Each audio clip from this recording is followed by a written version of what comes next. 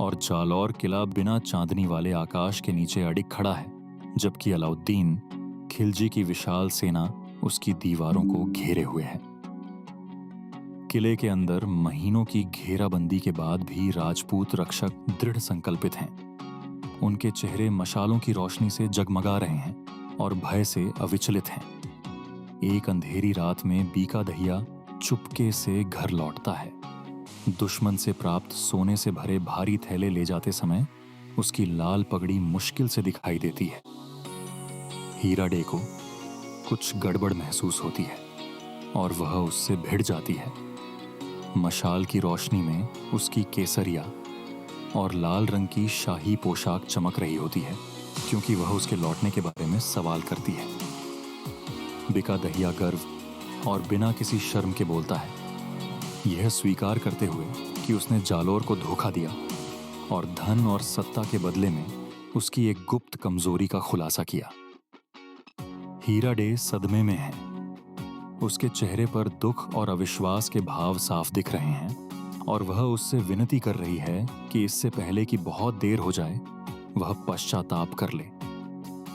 बिका अपना मन बदलने से इनकार कर देता है, उसकी बातों को अनसुना कर देता है, फिर बिना किसी पछतावे के सो जाता है, जिससे किला असुरक्षित रह जाता है।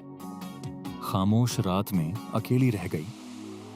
हीरा डे अपने पति के प्रति कर्तव्य और अपनी मातृभूमि के प्रति कर्तव्य के बीच जूझती है। जालौर की दीवारें उसके परे मंडराती रहती हैं। जैसे ही वह जालौर के विनाश और वहां के लोगों की पीड़ा की कल्पना करती है, उसका दुख अटूट संकल्प में बदल जाता है। व्यक्तिगत सुख से ऊपर सम्मान को चुनते हुए वह रात के अंधेरे में चुपके से निकल जाती है, ताकि राजा कन्हद देव को विश्वासघात के बारे में चेतावनी दे सके।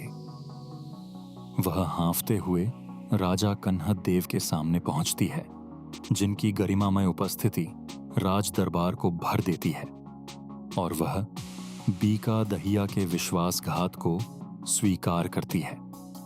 राज दरबार उनके बलिदान और अटूट निष्ठा से प्रभावित है। उपस्थित रईसों के बीच सम्मान की फुसफुसाहट गूंज रही है। हीरा डे के साहस ने विश्वासघात को रोक दिया और भारी विपरीत परिस्थितियों के बावजूद जालौर को अपने कब्जे में रखने के रक्षकों के संकल्प को फिर से मजबूत किया। अगली सुबह जब सूरज निकलता है तो जालौर किला भगवा झंडे लहराते हुए